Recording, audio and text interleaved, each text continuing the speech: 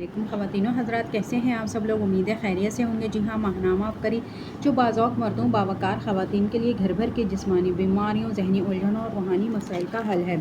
आज इसमें टॉपिक है खाएं पिएं और स्लिम और स्मार्ट रहें। बज़ाहिर तो सुनने में अजीब लगता है क्योंकि ये चीज़ हर किसी के साथ मुमकिन नहीं। बहुत कम लोग ऐसे होते हैं जो खाते भी हैं और दुबले पतले भी रहते हैं। इसके लिए वो जो कुछ करते हैं यकीनन आप भी करना चाहेंगे ताकि किसी मेहनत के बगैर आप भी स्मार्ट रह सकें। ये मत सोचिए कि ये खाया तो ये हो जाएगा, मोटापा बढ़ जाएगा। इन सब बातों से डरने के बजाय जो दिल चाहे खाएं, लेकिन इस तरह ना खाएं कि जब दिल चाहे तब खाएं। जब आपका जिस्म आपको खाने का सिग्नल दे तो खाएं। इससे आपके वज़न पर फ़र्क नहीं पड़ेगा। तसल्ली हो जाए तो खाना बंद कर दें। पेट भरना अलग बात है और तसल्ली हो जाना अलग बात है। पेट भर जाने के बाद आपको बेसुकूनी, ग़नूदगी और बेइत्मीनानी होने लगती है, मगर तसल्ली का मतलब है कि आपकी भूख मिट चुकी है। खाने का मकसद भूख ख़त्म करना रखिए, पेट भरना नहीं।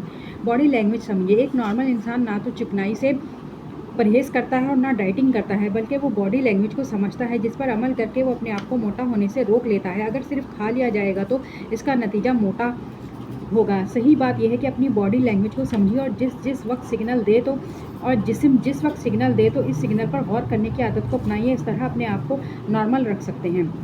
जब भूख लगे तब खाएं। अक्सर लोग सिर्फ खाते हैं और खाते रहते हैं, इसलिए इन लोगों को पता नहीं चलता कि इन्हें भूख लग भी रही है या नहीं। इसलिए जब पूरा एहसास हो जाए कि भूख लगी है तब खाएं, और जब भूख लग जाए तो खा लें। फिर बिला वजह इंतज़ार ना करें, बल्कि जैसे ही भूख का एहसास हो खा लें।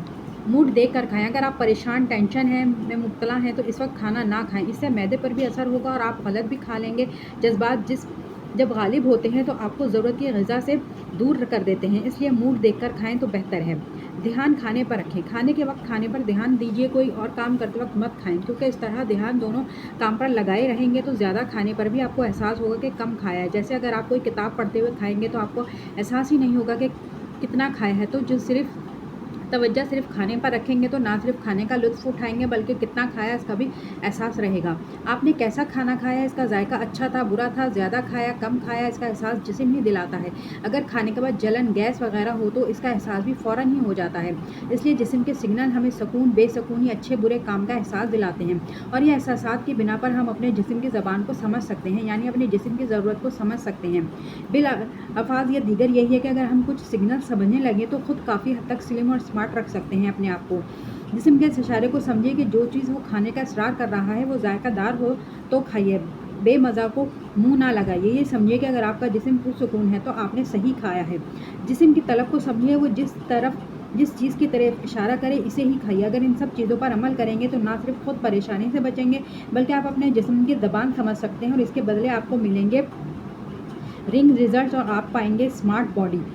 सेहत के चंद खाने से इस वक्त हाथ रोक लें जब थोड़ी सी भूख बाकी रह गई। अगर खाने के औकात के दरमियान वक्फे में भूख लग जाए तो ताज़ा फल और सलाद जैसी हल्की चीज़ खा लें। खजूर खाने से आपके ब्लड काउंट, खून की किसी मखसूस मिकदार में सफ़ेद और सुर्ख खलियों की तादाद और तनासब का तयन में इजाफा होता है। फल जूस पीने के मुकाबले में फल खाना ज़्यादा सेहत बख्श है। खाने के दौरान ज़हनी तौर पर खुश और पुरसुकून रहें, इस तरह आप अपनी ग़िज़ा बेहतर तरीके से हज़म कर सकेंगे।